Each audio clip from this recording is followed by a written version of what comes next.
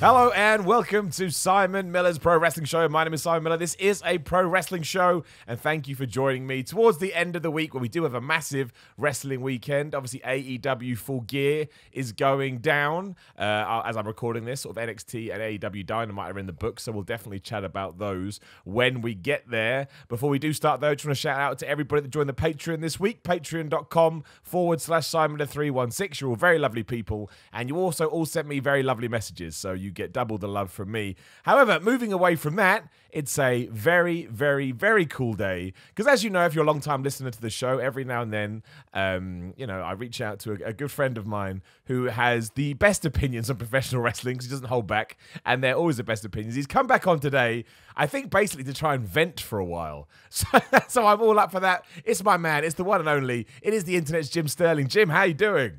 For the first time ever, a historic, groundbreaking podcast. For the first time in Simon Miller's podcast history, I am here with a groundbreaking, barrier-breaking opportunity. For the first time ever, I'm recording while holding a blue flash drive in my hand. This is groundbreaking. This is historic. I didn't know I had Michael Cole on. I'm so happy to have you, Michael Cole. How cool, guys.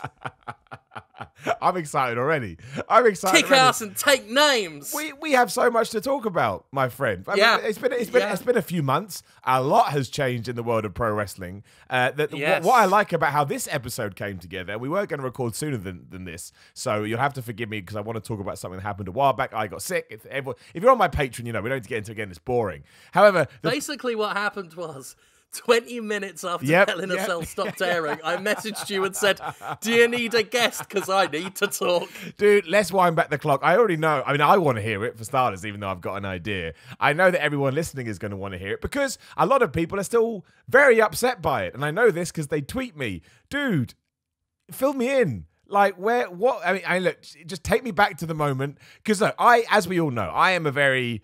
probably sometimes too overly positive and too, I wouldn't call myself a defense force, but sometimes I look too much on the good. I was watching that in a hotel room in Scotland, and even I audibly out loud went, oh, for fuck's sake. Because I was just like, what are we doing? I know we've moved on from that, but, we shouldn't have got there anyway. So, my friend, take me back. Sunday night, Hell in a Cell. That all goes down. What on earth are you thinking? I worked myself in that It had become such a foregone conclusion in my mind that they would screw The Fiend up and they would screw this match up that I started to believe that it wouldn't happen. Yeah, I do that. Because I was so sure it would happen. Yep. It's so obvious that they're going to drop the ball on The Fiend versus Rollins that maybe they won't. And then they did. And I felt doubly foolish because I'd fooled myself. Because I was so sure I wouldn't be fooled. Yeah. And who is more foolish, the fool or the fool who fools him? It is the fool who fooled himself into thinking that they could resist for a minute. For just a minute! Not doing something utterly boneheaded. Big Hammer, good! Little Hammer, bad! That's the message of that match. That's how you get out of Hell in a Cell. Big Harley Quinn Hammer, good. Fine. Little Hammer, obviously Sledgehammer, but by comparison, Ickle Bickle Hammer, bad. Because the referee decided to stop being a referee, Simon, and became a full-time qualified therapist. And a friend, he became a friend of Seth Rollins. A good friend of Seth. Yeah, he's very nice. He's very protective of Bray. It wasn't him. It's within the Fiend's nature to get a big fuck-off hammer. Seth Rollins... protege of Triple H, totally out of character for him to even think of a sledgehammer. Why would he do that? Protege of Triple H, he'd never conceive of it's not him, Simon. It's not him. This is what happens in Hell in a Cell. People lose their minds. That's just you become somebody else. I tell you why I was going to be gutted anyway because I've been a big fan of Bray Wyatt. I think the very first time we talked together, I may have brought up how much I like. You did, yeah. You were a huge fan. That was way before The Fiend as well, of course. Yeah. So this is way back in the day, yeah. I'm a big fan of high concept characters. I like someone who, as I said, I believe last time we spoke, someone like Bray who knows the business well enough to subvert it. Anyone can try and subvert any piece of entertainment, any medium. But if they don't already know how to do it really well, they'll probably subvert it badly. I've said this about Spinal Tap. The band Spinal Tap are excellent. They were actually really good musicians, and that's what let them be, on paper, bad musicians. 100% right. Because they knew music well enough to do it badly in a way that was still entertaining. And Bray Wyatt is someone who clearly has a wonderful head for wrestling and knows exactly the right ways to undermine our expectations in a way that doesn't just come across as random and stupid, but in a way that is profound, almost. That's why the Firefly Funhouse became so big. It wasn't just that it was lol weird, it was very clever. It was clever weird. There was real intellect and writing and pacing and character depth behind it all. So yeah, huge fan of Bray Wyatt, obviously. So that is one obvious reason why I was gutted. But the other reason was, I genuinely thought that match was going places. Yeah. I thought it was brilliant up to a point. The atmosphere, I know the red light has had many people, it's split, it's been divisive. I didn't mind it. I think maybe they could do with having a little extra plain light in there as well, just to give it a sort of red glow rather than drenching it in red. Yeah, I don't mind but it I didn't so mind much. it so much. Yeah. There's probably tweaks they can do, but Yeah. I was surprised when I went on the internet afterwards that was a huge focal point. I was like, I think there's other things we should be worried about. I don't need to be worried about this bit so much. I also like the fact that it obscured the fact that Hell in a Cell in recent years has been this embarrassing gummy red that makes it look like a toy, which is probably good because then they can sell toys of it. But it looks so cheap and tacky, the red, rather than just the cold hard steel look it always had. Up to a point, I was so invested in that match when Wyatt ate those stumps and kicked out at one. I genuinely jumped out of my seat. I loved it. It got a reaction from me, right? Because WWE doesn't do that stuff. Well, rarely. They rarely do that stuff. Yeah, they were going all in on, let's actually make this character a monster. Let's not try and protect everyone at the same time equally, which doesn't work for wrestling. Sometimes you've got to take a hit to make when you get a win better. This is why we get on, Jim. We speak the same language. I mean, obviously, people have talked many times about the 50-50 booking, but here it was like they went all in on building the Fiend up like a Michael Myers, Jason Voorhees thing. And I was buying into it. It was convincing. And then it reached a point where the audience was getting sour, and it became more and more apparent that they're going to do something weird. And then when the ref started saying, "This isn't you," I was like, well, fuck. They had me. They had me until this point, and now it's going to go bad. But then they got me back again just briefly. When the Fiend got back up, I was like, well, okay. He's battle ready. Surely they can just restart. What a clever subversion that would be. How clever britches of WWE that they would make us think that they were going to do something typically boneheaded and then not do it. But then the cell started lifting and I was like, oh no, they've actually committed and now doubled down on it because they gave me that little shred of hope. And the audience, I think, weren't just chanting restart the match because they hated the way it ended. I think, like me, a lot of them were tricked in that moment into thinking, oh, they're gonna restart the match, let's chant for it. And of course it didn't happen, and whatever you want to say about it, like I know some people said, oh, I get why they did it, or they booked themselves into a corner, or some people have said it was good, and that's fine if you think that. But when your big show ends with people chanting AEW and your WWE, and videos come out of people chanting refund and all this stuff, I don't think it worked. No, I get think this something went sneaking wrong. suspicion it didn't work. And then, obviously they've now somewhat course-corrected. I was going to say, let's but jump to Crown Jewel, because I agree with everything you've said, especially about the person that falls the fall is the fall, and the fall's on them. Because I watched that match kind of nonchalantly. I had it on, And I wasn't not engaged. I was engaged, but I was also like, well, this isn't going to go the way that I'd like it to go. So I'll watch, but I won't invest because, you try to protect yourself. I brought down my protection shutters after everything that happened at Hell in a Cell. However, what actually happened was it got the same reaction out of me that Hell in a Cell did, but in reverse, where I almost jumped out of my chair when they did pull it off, not least because this was a Saudi Arabia show where they don't ever usually do anything for many reasons. And all the controversy around that show that happened afterwards has kind of taken the focus off that, as it should. But when you actually get back to just talking about wrestling, I still can't quite believe they pulled the trigger. And I have no idea what direction they're going with next. I think that's probably a good thing in many ways because it surprised me. But, without wanting to naysay it too much, there is a small part of me that is like, as good as this is, and as much as I appreciate you fixing your mistake, you still ruined it a little bit because, you had the mistake to begin with when there was no need. So, yeah, what did you think when it happened? I mean, I didn't see it coming. There's no point in pretending otherwise. A million years, I never thought they'd do it. I'll admit, I was surprised. I didn't watch it live. I tend not to take time out of my day for catching any of the Saudi shows. No, I don't blame you. For, those reasons. I did end up seeing the main event.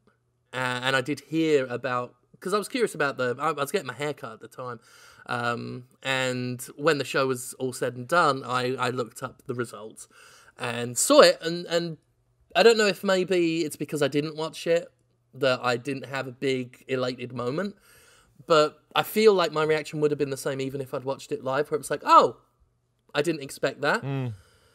I would have cheered a lot if it had happened at Hell in a Cell, but now it just feels... It just deflated it.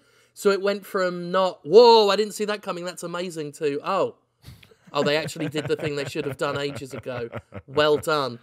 Because I was expecting them to have Seth win in Crown Jewel, either another draw or they try and get away with having Seth win at Crown Jewel in front of a crowd where they might not backlash as much. Where the Saudi crowd are generally at the moment in more of a honeymoon phase, where they're still seeing all these wrestlers for not the first time now, but it's still really early for them, having seen all these wrestlers perform live for them. So they might not be as cynical and jaded as an American audience. Yeah, that's definitely fair, yeah. And I thought they might use that to try and get away with a Seth win. But I was surprised, but I was not celebratory like I would have been if it happened when it should have happened, because it just belabored it. It just sort of dragged it out a bit longer than it should have been dragged out, and you kind of lose a bit of the heat that way.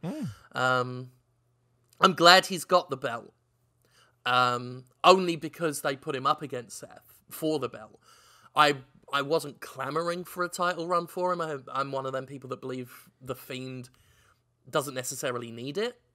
But for Bray Wyatt as a character that's been around for so many years and has had that unfortunate reputation because of booking as someone who talks a big game but doesn't deliver when it matters, to see the Fiend actually deliver and to see Bray Wyatt actually deliver after all of these promises about all the terrible, dark, scary things he can do, and now he can actually back it up. That's great. From a storytelling perspective, at last, it's great that Bray Wyatt is backing up what he says. Now that he's got the belt, he needs to keep it for a good bit. He could do with, just not dropping it to The Miz on SmackDown next week. I wouldn't put it past him. A decent reign. It doesn't have to be a year long, but just a decent reign. And I'd like to see him go over a few more big names. I think it was a bit weak that they had him going after these legends, going after Mick Foley, Jerry Lawler, all of that. But when Stone Cold was on, they storyline explained away him not touching him, and he's not touched Hogan. He hasn't gone after Flair, has he? But I could see Flair being okay with it. He seems a bit more up for doing stuff. I think he just wants to be involved, right? Yeah, he's just desperate to be involved. I think he's happy to be along for the ride. But if the Fiend were to lay out, it would never happen. But if the Fiend laid out Hogan, I mean, that would put a pin on it. It's massive, though. I totally. We know why this doesn't happen, But we also, I get politics and hierarchy, but isn't it crazy that it doesn't happen? Because if you had done that and we hadn't made the mistake at Hell in a Cell, the Fiend character right now would be on a completely different level than. I mean, yes, I don't think he's been completely ruined by any stretch of the imagination. But if we had seen all of that, like then all of a sudden the Jerry Lawlers and the whoever hell he took out, they almost get elevated too because it was a bit like a ladder. He was climbing up to one of the biggest stars ever. And I get why they don't do it because Hogan's like, well, I can't get my win back, brother, and but it's just nuts because the passing of the torch is what wrestling, I mean, technically was never about, but that is the idea. And sometimes, when I do put my critical hat on, it does irk me because I'm like, we have something here. The fans have warmed to it, and yet we do everything possible to head in the other direction, which, as I'm sure we'll talk about in a bit, you can't really do right now. Fan support and fan loyalty is actually more important than ever. What would you do with Bray Wyatt now, though? Because I've been thinking this too. It's funny you said The Miz, because I think that's the direction they're going to head in. Not that The Miz would win, but I think they'll put him through people like The Miz and not a Rusev because it's a different brand, but those kind of people, and just let him get wins. If they do that, I won't be against it. I have no idea what he's doing tomorrow night whatsoever. I haven't seen anything out of WWE. I know he's meant to be on Miz TV last week, which is one of the reasons I thought, okay, we'll just let him beat The Miz, that they see The Miz as the name. But yeah, I don't know what you do. It's one of those weird situations where it's such a different and odd character, and we've already entered Rocky territory that I didn't think we were going to be for months. I really don't know what you do now to rehab it and make sure we can forget about all of this and put Bray Wyatt on that pedestal that he really should be. Well, I mean, there's one quick and easy way to do it. If they actually cared about building him up as a terrifying threat, and they cared about the talent they have versus the talent that's fair weather, is he goes into what I'm sure will be a triple threat champion versus champion match at Survivor Series, and he destroys Brock Lesnar. If that happens, I will grow my hair back. Yeah. Everyone can see how bald I actually am. Yeah. Even if Bray Wyatt wins at Survivor Series, it's likely Cole will eat that loss. But if the Fiend, again, this is just pure fantasy armchair booking, and I know armchair booking is a bit gauche, but if it were just me in charge, if I were in Vince McMahon's sweaty, clammy seat and I was yelling in Michael Cole's headphones, I would have the match go as follows. Bell rings. Fiend dashes straight past Cole. Mandible claws Brock Lesnar. Leaves. That's what I would do if I were in charge, and I know it's not going to happen, but that's what I'd do. And Adam Cole is just stood there, confused, terrified, and a bit relieved. That would be awesome. It would be all because it's just different. And I understand about protecting people, but I don't see this as protecting people. I see this as boosting Bray. Do you know what I mean? There's a different way to look at it. Brock can eat that. Brock will not suffer because of that. He gets a private jet. He wasn't stuck in Saudi Arabia. No, he's one of the good ones, don't forget. He's one of the ones we like. He's loyal. He's loyal to WWE. He gets paid $1 million to scratch his ass. I love Brock He's not Lesnar. all that invested. He's the best. No, I don't think that would be a problem either. And He'd survive it easy. He would do. But they survived the Goldberg thing, right? Like 3 years ago now. It was 3 years ago this month, and everybody loved it. And now, and I would say that Brock Lesnar right now is as strong as he was then. You could probably argue that he's stronger. But yeah, it's very interesting. I don't know where we're going. I think we're actually doing Rey Mysterio versus Lesnar at Survivor Series. I think we're that's true. I think we're actually going to do it. And I like that match. Don't get me wrong, but I much prefer your scenario because again, it's different and it's fresh and it will get people talking. I love it. The only silver lining out of Hell in a Cell is I love it when the internet community comes together to just go crazy. It was a source of. I stayed up past my bedtime, looking just reading wrestling Twitter because it was edifying. I signed up for the Wrestling Observer videos just to see Brian Alvarez go off on one. He's the best. I love Brian Alvarez. No one throws a fit better than Brian Alvarez. It was a glorious one as well. And completely deserved. That's the other thing. Completely deserved. I didn't hear any. Well, I saw a few people going, "Oh, watch the story," and then I think we get to Crown Jewel, and it's like, no, they just had to redo it because they fell off a cliff with it a little bit. What's your take on WWE in general at the moment, man? We haven't talked about that. I don't actually know obviously with the moves to SmackDown, moves to Fox, sorry, I should say, and Friday nights and draft and brand splits and everything like that, even though it still means nothing. Are you enjoying it? You're not enjoying it? Or do you kind of feel like we're in the exact same position that we were?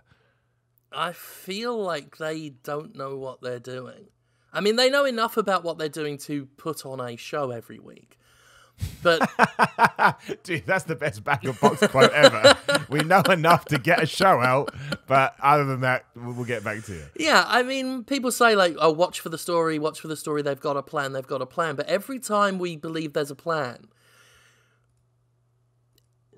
there isn't a plan. It's the fact that they did Hell in a Cell, and the next night they barely mentioned anything about that match. They had a package buried deep into Raw. Didn't lead off with it like they do with every main event. Like every Raw after a pay-per-view, they open by telling you what happens in the main event. Not that time. It took them a whole week to get back round to it, by which point they had an idea finally put together. We've already heard so many stories of Vince changing things at the last minute. Things changing. He's an old erratic man. He's indecisive, and I think that indecision is really bleeding into the show in really obvious ways now, especially with this the more hot-footed they are with AEW. And I know they probably don't consider them a massive threat, but they are clearly a bit bothered by AEW's existence, and I think one of the main reasons why, or one of the main examples of how they don't have a long-term plan, is how they build so much of their content around short-term stuff. Very much like a big corporation. They see things about as far as the next quarter and nothing beyond then. So long as they get gains right here, right now, it doesn't matter that they haven't laid a foundation for the future. So... And I know, we mentioned Brian Alvarez. I know he's pointed stuff out like this. You get that first SmackDown that they debuted on Fox. Their first big SmackDown. And it was about The Rock. And it was about Tyson Fury. And it was about Cain Velasquez.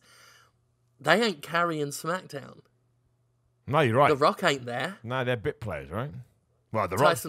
Yeah. The Rock's not there right now. Tyson Fury, I think he's coming back like this week for a bit. He ain't sticking around. No. He's a cameo. He's a celebrity guest. And he went over Braun Strowman. Imagine that. Like we talked about, like a guy like Hulk Hogan would never allow even the Fiend to go over him. But these days, the modern stars are treated so disposably that they're fine with Braun losing like the way he did, like humiliatingly losing to Tyson Fury. But yeah, it's all about short-term gains, getting temporary. Whenever they need a boost in ratings, it's like, just bring Hulk Hogan back. Just patches. It's patches and wallpaper over cracks.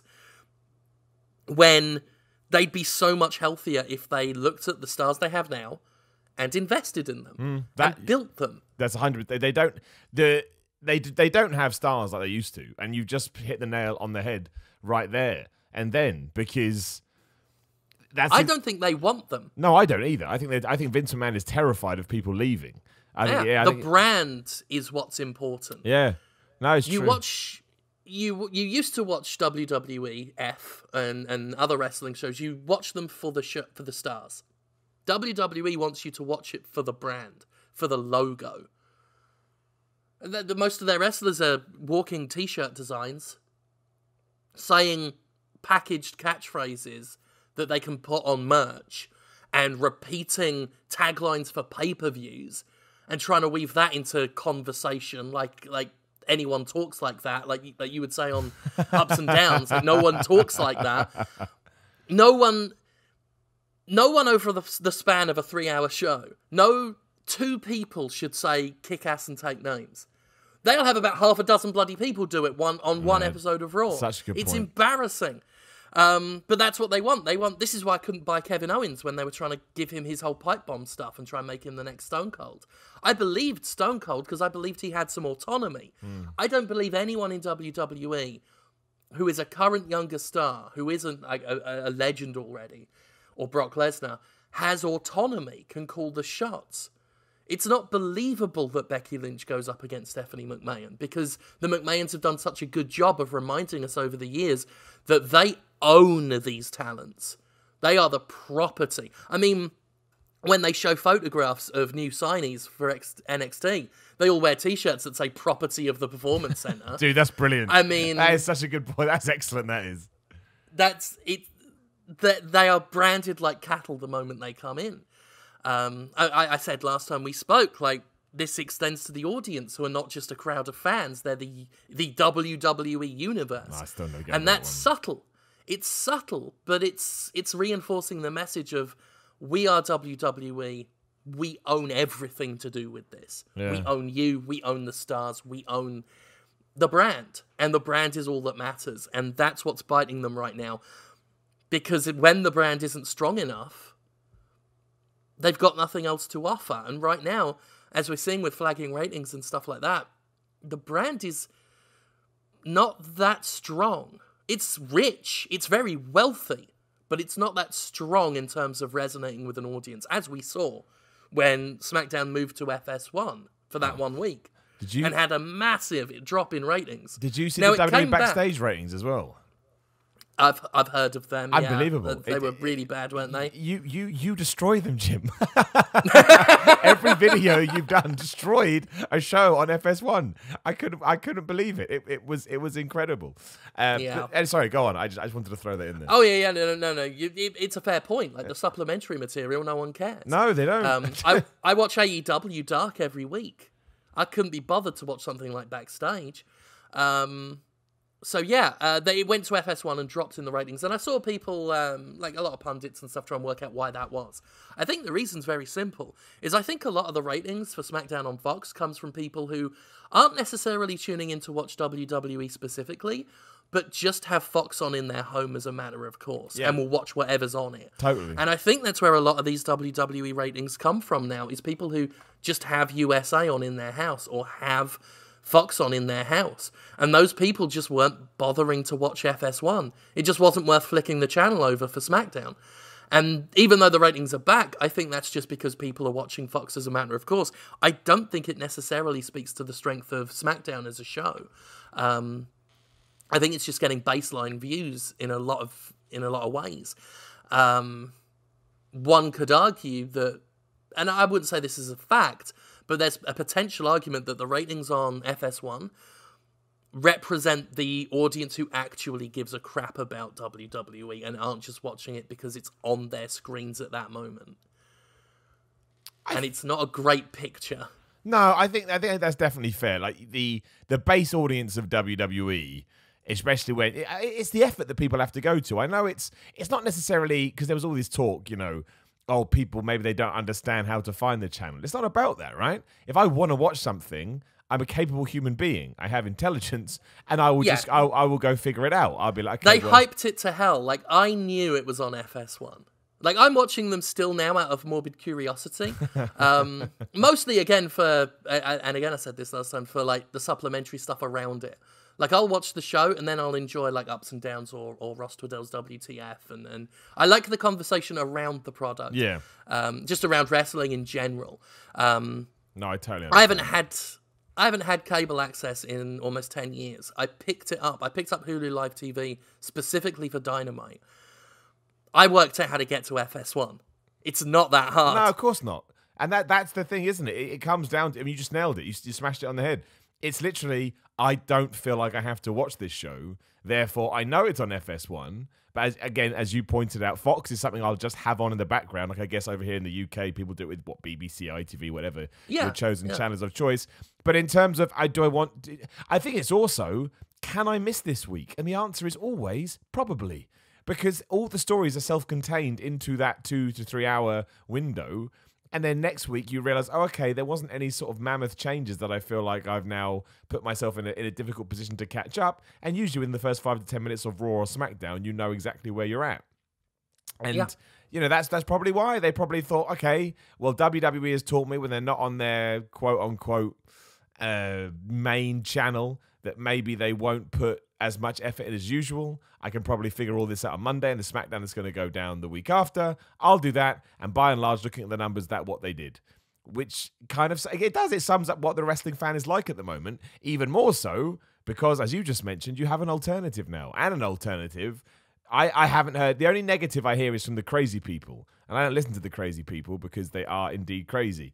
But yeah, I haven't heard. There are certainly things that AEW could be doing better, and there are certain criticisms that they bring upon themselves, as anything in life does. Nothing is perfect, but overall, it's mostly just universal love, universal praise. People like the characters. I mean, it's still early doors. That does help. I always say that. Like, it's easy to judge WWE because they've been around for a billion years, whereas AEW technically you could say is like 5 weeks old, and you are going to get a free pass for a while. But it doesn't matter right now. Like I say, we live in this very reactive world, this very social media heavy world. NXT doesn't sit within this. That kind of sits in its own bubble. But it's a bit like Raw and SmackDown are like, oh, and AEW's like, oh yeah, excellent. It's really, really, really, really exciting. And to be fair, the show they put on last night, I thought it was absolutely tremendous. There was few things to criticize. The last two Dynamites have been almost everything I felt was lacking from the... Like, I've loved every Dynamite so far, but I had things I could point at and say, I'd like to see more of this. The past two shows have had everything I would have liked to have seen more of, specifically angle development and promos. The matches are excellent. They do wonderful wrestling. They've got that down. The tag rules are still a little iffy, but they're getting there. But we've had, like, the contract signing with Jericho and Cody the week before, and Hangman Page finally being allowed to speak, a lot more pre- and post-match promos. And this week we had Cody's promo, which was straight fire. I mean, just incredible. It made me miss WWE, because WWE has done stuff like that in the past, and I missed it. It's like, why can't we let more people do this? It was so good, especially because then it was bookended by the Chris Jericho video as well. And that one, I'd forgotten what it was like to laugh at wrestling when wrestling wanted to be laughed at. Yeah, exactly. The self-awareness was incredible. You never see self-awareness in wrestling. It's like, oh my gosh, we've gone from never being self-aware to being completely self-aware. Jack Hager in that video. Oh, he's the best. Was gold. Yeah, and think of that. Think of us saying that, Jim. Think of that. Yes. Jack Swagger. We are all now, what an amazing person he is. I love him. I was around for the Jack Swagger rise and fall, and he always got a hard time of it. He's been in AEW, 3-4 weeks, whatever it is, and we're all, we all appreciate him. And the crowd is doing what the show wants them to do. They haven't chanted "We the People" since Chris Jericho shut it down. I didn't even think about that until you've just said it. That is such a good point. They have stopped cheering for Chris. Imagine that. They have stopped cheering for Chris Jericho. They still pop now and then, but the first few shows they were cheering him. They are now in love with Cody and they hate Jericho. That is so hard to do in 2019. To get a heel to be universally hated, to get a worldwide, genuine, not just a brand name, a genuine legend, someone as famous as Chris Jericho is getting booed when he comes out. This is how you build a main event. The crowd genuinely wants to see Cody prevail, and they want to see the villain perish. This shouldn't be groundbreaking, but it is. I haven't been this invested in a main event, and I'm typically someone who, throughout my entire life watching wrestling, I've never been as interested in the main event scene as I have been in the mid-card. I tend to find more interesting characters in the mid-card. Yeah, I know. More unique stories, because it isn't just about titles. I haven't been this excited for a title match main event I couldn't even tell you when. I am so... I can't wait to see Cody versus Jericho. And even though, I love Jericho's whole shtick, I'm buying into the story here. I'm going to root for the hero of the story. When does that ever happen as well, right? Yeah, because fuck that asshole Jericho. He's a complete dick. In storyline, he's been a complete dick. The Inner Circle are smug wankers who should have... And I adore Sammy Guevara, but I want to see someone slap the shit out of him. Yeah. Because he's so good at playing a dick. Like, he is so good at it. And that is so hard to do. As someone who, lifelong heel myself, love villains of all stripes, And I love I love every talent in the Inner Circle, but I want to see him lose because I now care about the story. And that is difficult. What do you make of the stipulation that Cody Rhodes threw in the other day when it was yesterday, I should say, when if he loses, he can never fight for the world title again? Because I kind of feel like it puts it in a strange situation where I feel like Cody at one stage needs to be able to win the world championship, but you also need to. It's really important. This is, again, I always say it's on ups and downs, but I'll say it here again. My genuinely favorite thing about All Elite Wrestling is that we get to relearn all these rules. And Cody Rhodes said it best in an interview the other day. We think they're wrestling rules, but they're not. They're WWE rules, because WWE has been the big dog in the yard. Terrible. I shouldn't have used that phrase. I retract that straight away. But no one else has been around. And that comes down to directing and whatever else you're doing. And one of the things we've come to learn, Hell in a Cell, tie it in, is that the stipulations sometimes mean jack shit because they will take it in that direction. So, and I understand that Cody Rhodes will of course fight for the world championship again, but even if they can hold that off for a year and tell a story, whatever that may be, and then figure out a narrative that the fans don't crap over, where he worked his way back in and it all makes sense, then you have just come up with so much reasons to believe what people are saying, to buy into surprise announcements, to expect the unexpected. But then on the flip side, maybe Cody Rhodes just wins. And then what does that mean for Chris Jericho? Like, it's a fabulous... The fact that we can sit here and debate it like this, as opposed to what we were doing before Hell in a Cell. Oh, I don't know what they're going to do. I'm a bit worried. Like you said, we're completely focused on the story. And this doesn't run through the card, of course. But in terms of the main event, Cody Rhodes versus Chris Jericho for that championship at Full Gear, they haven't really put a foot wrong. Like, it's pretty good. I agree that it certainly lends an extra air of uncertainty to the match. I do feel it's over-egging the pudding just because Cody versus Jericho is so strong already. That's fair. I don't think it needed that. I feel like that's its own story. A separate program, the conflict between Cody as executive and Cody as wrestler, is a really good story. And I feel like that should have been its own thing. Maybe the next feud, the next fight, or whenever he challenges for the title again in future. I feel like throwing it in one week, not even a week, like a few days, on their go-home show before Full Gear, just sort of robbed the potential for that to have been an excellent story. I don't think it necessarily detracts from Cody Jericho. I just don't think it was all that necessary now, and I would have loved to have seen that conflict be given its own spotlight. But, I mean, if they just want to create some uncertainty as to, would he win... They've done that, and not in a, as you say, not in a Fiend way. It very much is I don't know where they could take that. Whether he wins or loses, I'm not worried that Cody will never be AEW World Champion. It's wrestling, right? That seems a little bit strange. I mean, maybe they'd commit to it, like you said. WWE rules are not wrestling rules. Maybe AEW is the first wrestling product ever where a stipulation sticks. Can you imagine? Okay, how would you... Let's say that does happen. We're all nerds here. Let's fantasy book, as we want to do. I mean, is that good for Cody Rhodes? I don't know if it is. I don't know. I find that it's such a strange... Again, I don't think it will happen, but it's such a strange even idea to ponder, because I expect Kenny Omega to have a run, John Moxley, Pac, Cody Rhodes, MJF, I think will get it eventually. You could even give Matt or Nick Jackson a run at some point down the line if AEW is incredibly successful and is around for years and years. I just can't imagine a scenario where the arguably biggest star in the company, and at the moment especially, the one that the fans are happy to get behind, whether he's pulling the strings or not, and then deciding, you know what, actually, no, we're not going to do it. I love it, because it's the complete antithesis to what I'm used to, but it's just so surprising. Yeah, it would be foolish. Like, there would be an element of historical respect to Cody as someone in charge who didn't put the belt on himself, which would make him a first ever. Any wrestler who's been in charge has always given themselves a run for the belt. Yeah, I'd probably do it too. But usually absolutely. But they've done that regardless of whether the crowd wanted it. True. Here it would be foolish for not just Cody, but AEW as a show. The fans want to see him have that belt at some point. The reactions he's getting That's love. That is genuine, out and out. Let's not just pop in for a name. The fans love Cody, and they should. He's amazing.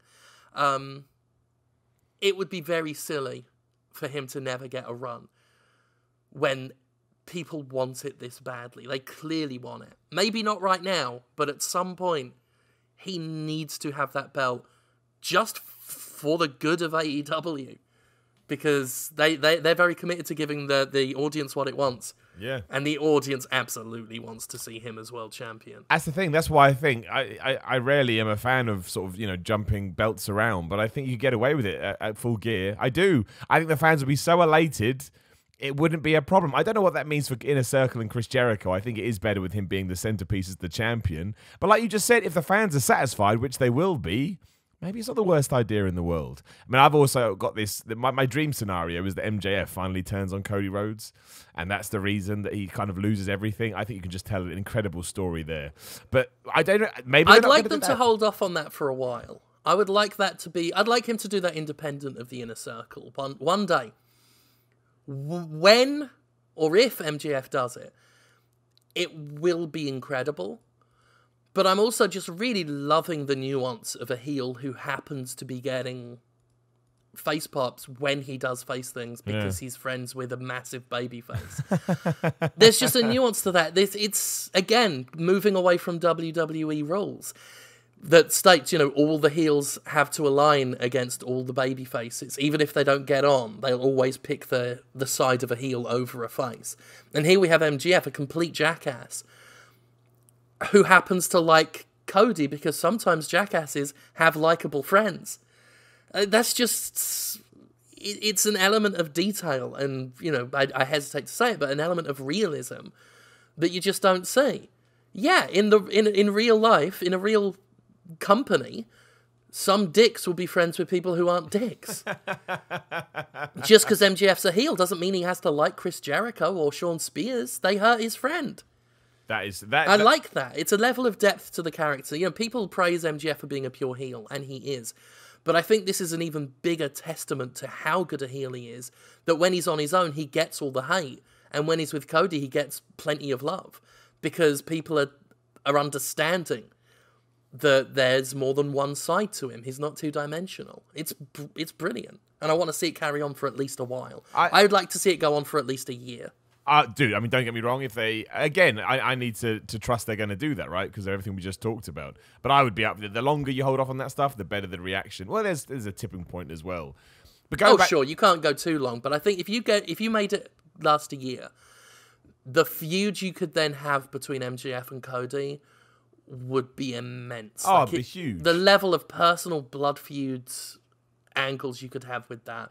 I think it would be one for the ages, and it would probably cement MJF as the top heel next to Chris Jericho, and certainly the one to take over the mantle of top heel whenever Chris Jericho does step aside. Dude, you're totally right. And the other cool thing about what you were saying a second ago is you don't really get heels and faces in. I mean, you do and you don't. Like, Cody has done some heelish stuff. Obviously, MJF is just going back and forth. Kenny Omega says and acts in a certain way that you don't necessarily think, well, that's not what a good... I mean, the Young Bucks are doing that all the time.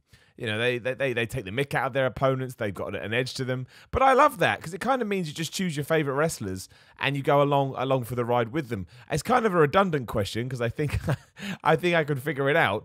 But you've said it. You said it as much. But I'm assuming that you are part of this AEW boom and that really it's the best thing that could have happened to pro wrestling. Oh yeah, I'm all about AEW. More and more, even though I'm tuning in out of morbid curiosity and semi-habit, I'm still watching some WWE stuff. More and more, I watch for a bit, and I won't make it into, the last hour of Raw, and, even if it's a good-looking main event, I might not make it to the main event of SmackDown. AEW, from start to finish, I'm glued.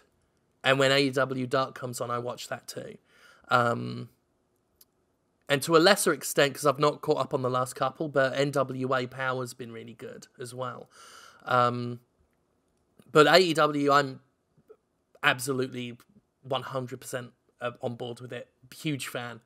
Won't try and hide it. I don't have to pretend to be impartial. I'm not doing any wrestling journalism. Absolutely 100% biased in favor of AEW. Dynamite has been a tremendous show. It's full of wrestlers I love, and the wrestlers are not being treated like dummies. MJF's commentary on AEW Dark this week was spectacular. They were so fresh, he was just allowed to go out. And I'd like to see that more.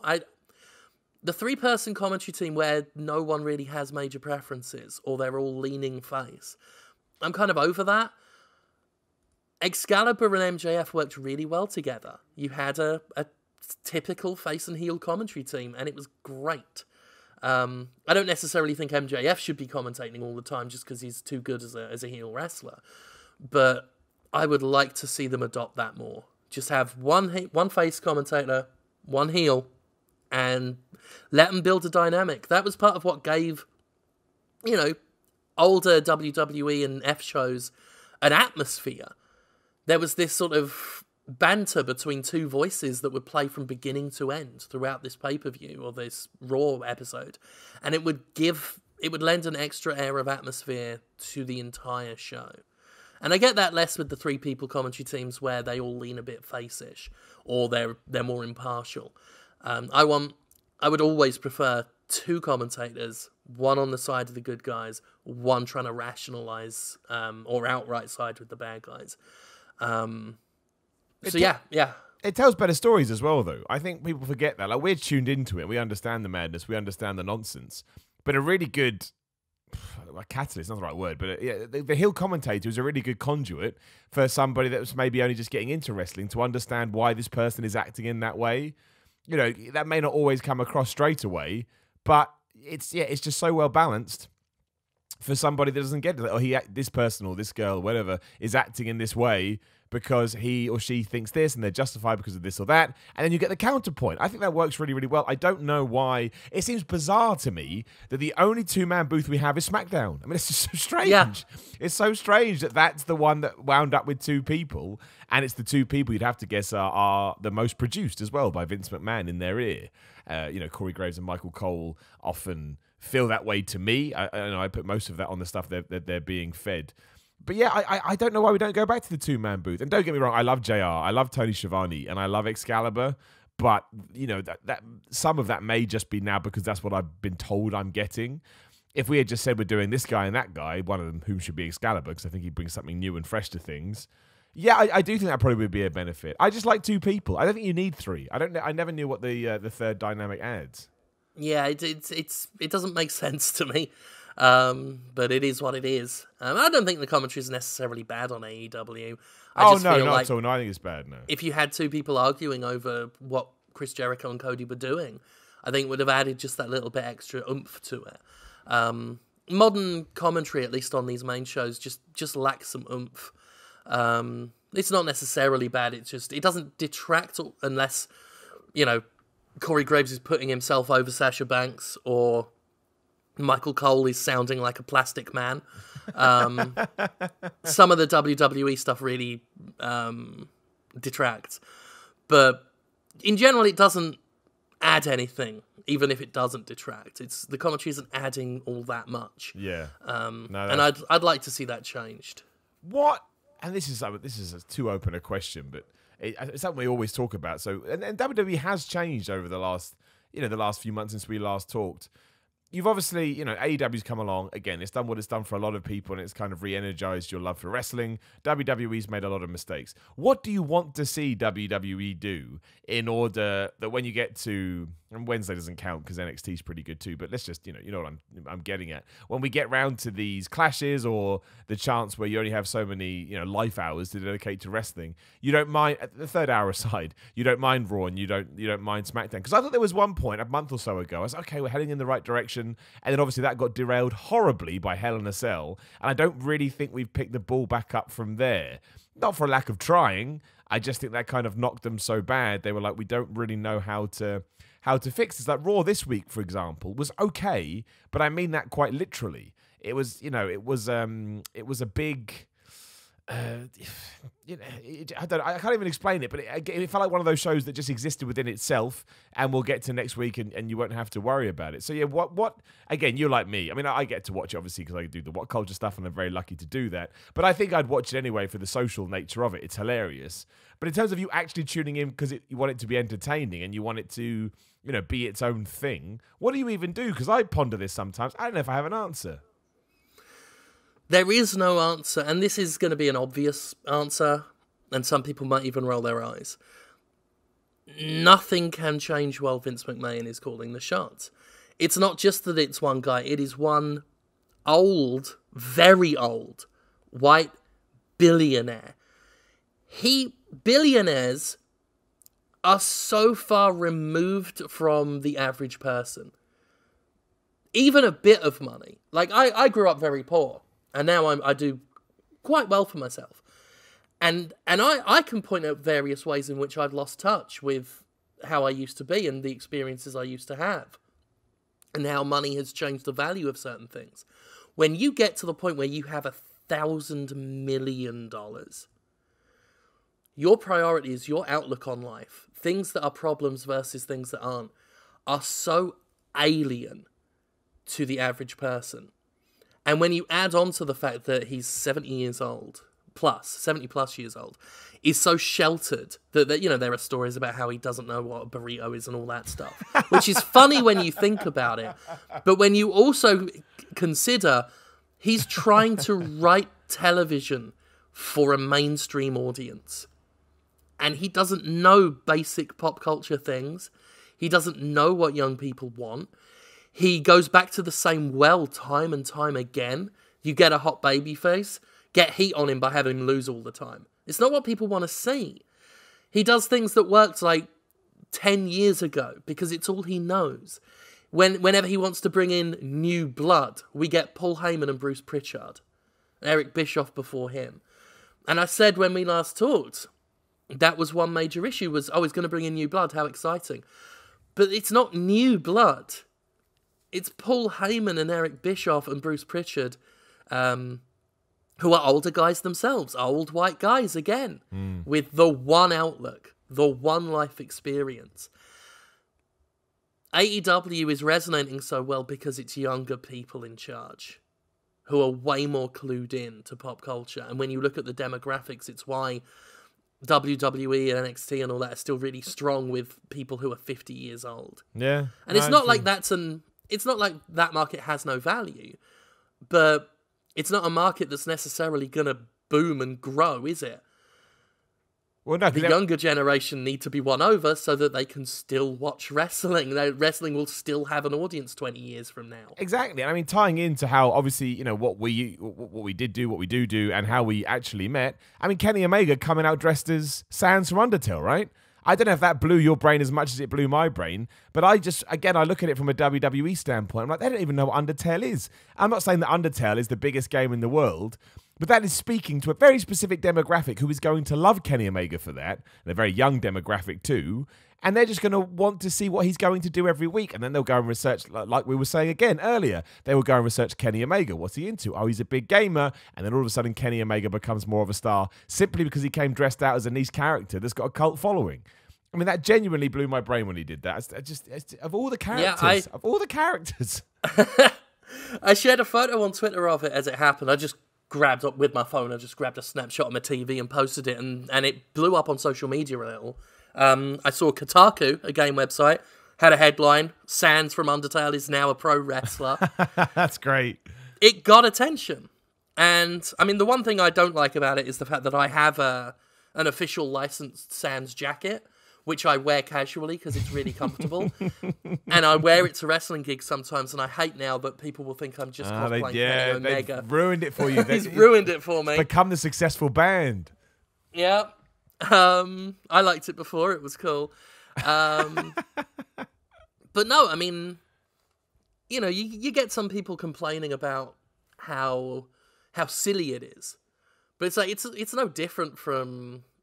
Rey Mysterio came out at WrestleMania this year dressed as Mysterio from Spider-Man. No, exactly. You've had Seth Rollins in White Walker getup from Game of Thrones.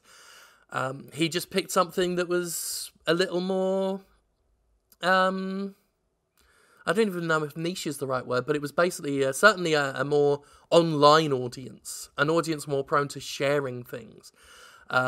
It was a smart move. It was savvy. And the fact that Toby Fox, the Undertale creator, is producing bespoke intros for Kenny Omega. I mean, yeah. And granting him use of Megalovania as entrance music just adds an extra air of special to it.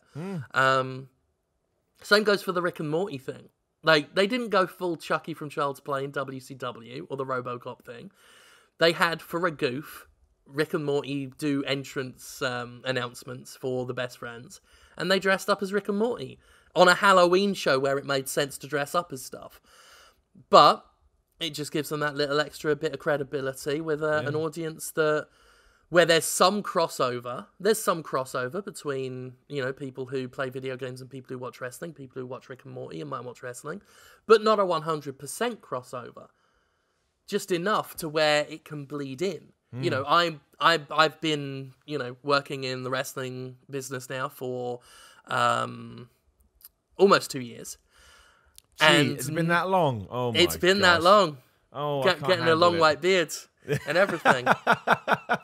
Had my first pinfall loss just last week, so I had a good run. You're a veteran now, my friend. Oh yeah, I'm actually at that point now where I no longer feel like a complete newcomer who doesn't belong there. Dude, that's how I'll I actually feel walk too. into the locker room now with a little bit of confidence.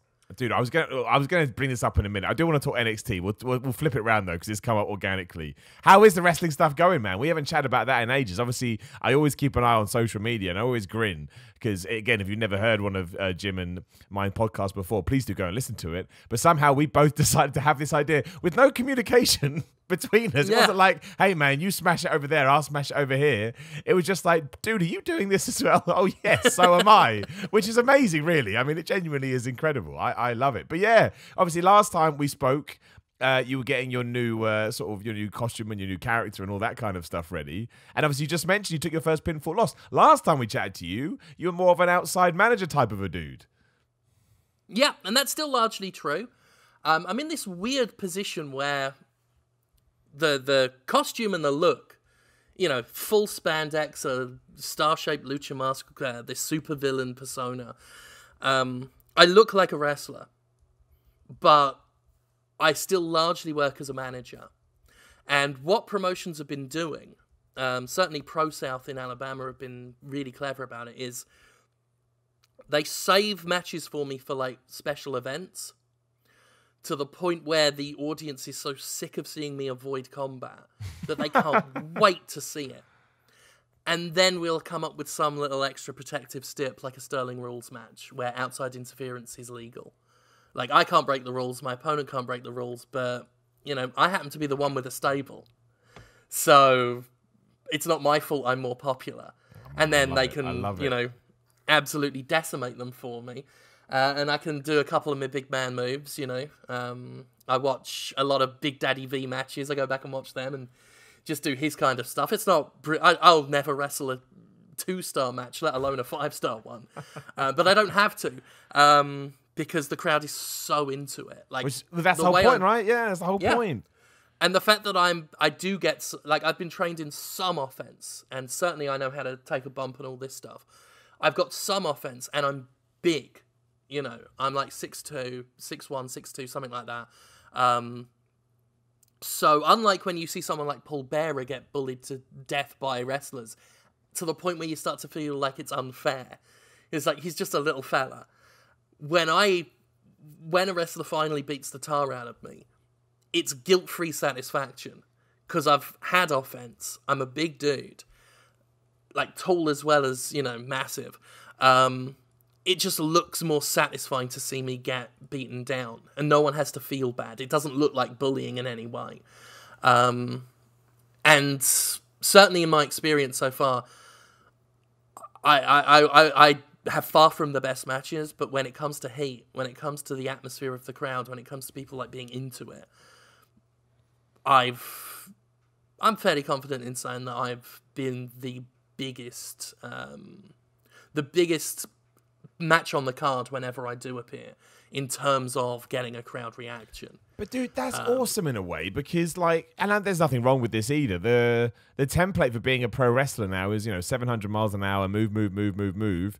If you can kind of throw back, old school's a terrible term, but we'll use it here anyway. That's what it's all about: variety and changing up and doing what's old. So long as it works, yeah. If it works for the story, it works for the gimmick, and that's my whole thing. It's like I will go out there, almost exactly the same. Like I am almost exactly the same body build as Viscera was, as Big Daddy V. Yeah.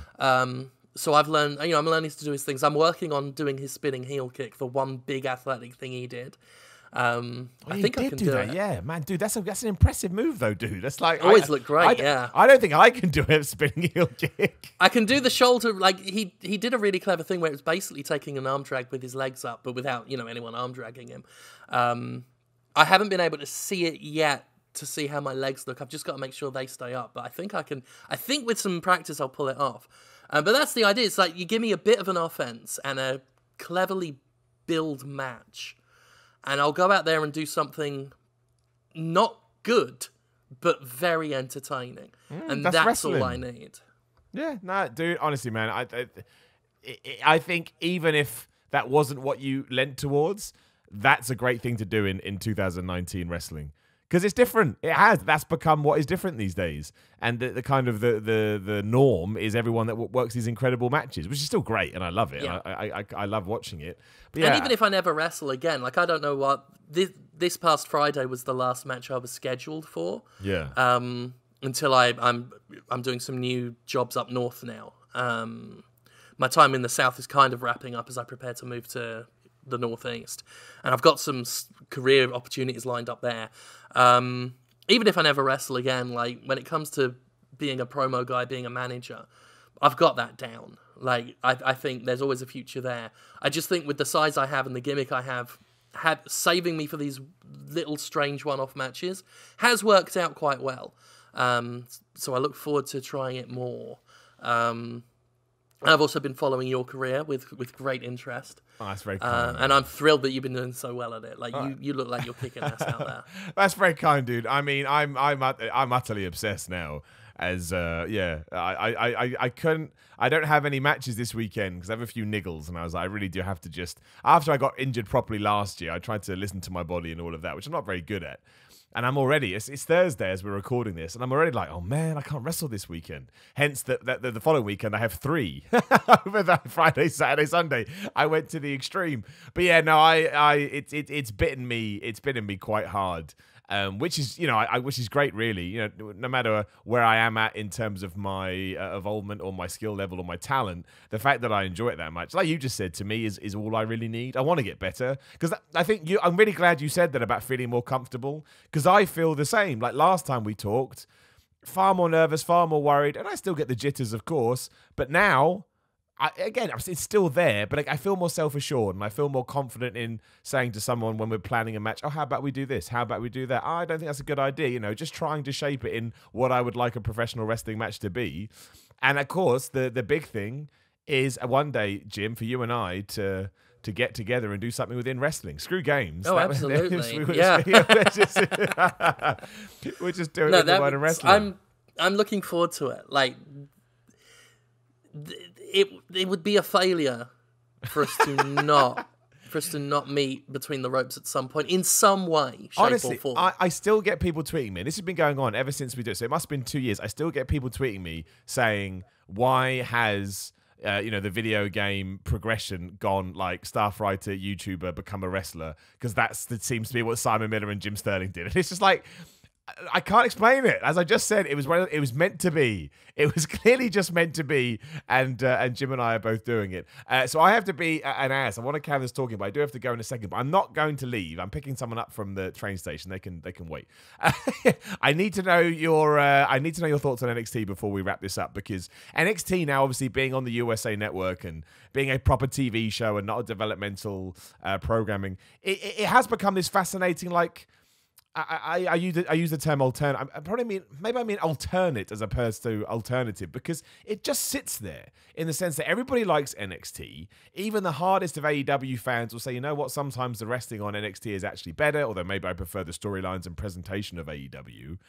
I never hear a bad word against NXT. I really, really don't. To me, I'm far more likely, if we're talking about social media, to hear people bragging on AEW than I am NXT, because NXT just kind of sits there as the product that everybody loves. And yet, when we break it down, really, if you're going to grade the shows based on any kind of number, it will go, WWE, AEW, NXT. That's the order of interest. Are you keeping up with it? Because obviously it's different for the UK audience, because we don't get to watch it until 3 more hours or whatever the hell it is over here these days. Yeah. I get confused. But yeah, are you watching it? You're not watching it? Do you like it? Do you not like it? I've been trying to keep up, but the fact that it is airing head to head with AEW means I'm certainly not watching it live. Yeah, of course. Which means I'm catching the Hulu version, which is edited down a bit. I've been trying to keep up with it because it's still got some people I really like in it. Like I love the Velveteen Dream. I like Shayna Baszler a lot. So I've been trying to, but it's like more and more my interest is slipping off, not because it's a bad show, but because it's just badly positioned. I know it's obviously deliberately positioned to compete with AEW, but certainly rating-wise, it's not been doing that. I feel bad because I'm like, why am I still watching Raw when I should be watching NXT? I can't explain it because Raw is not as good a show. I don't know why that's happening. Outside of me just wanting to watch a car crash of a TV show. That's what it is, man. It's the conversation afterwards. That's my favorite point. I tell you this, my favorite point of the week is Tuesday morning, because everyone is going nuts about Raw, and for some reason I get a massive kick about that. I don't know what it is.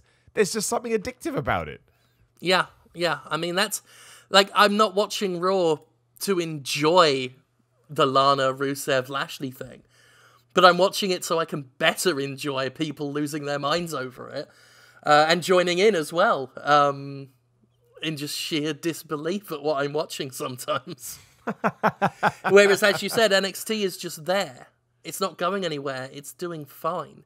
And I think I've fallen into this habit of, I know it's good.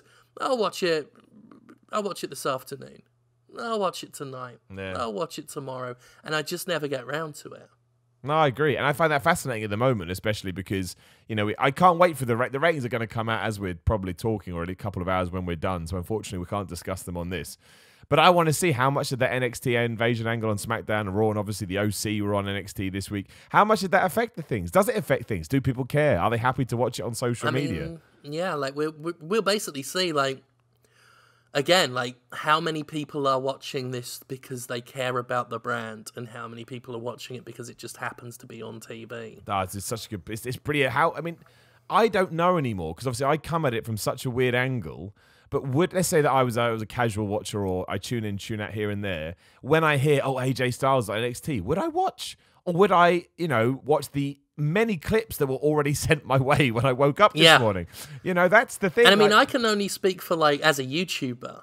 But, I do my one-day show, The Jimquisition. It's got a very set audience. It gets at least, 300k viewers a week.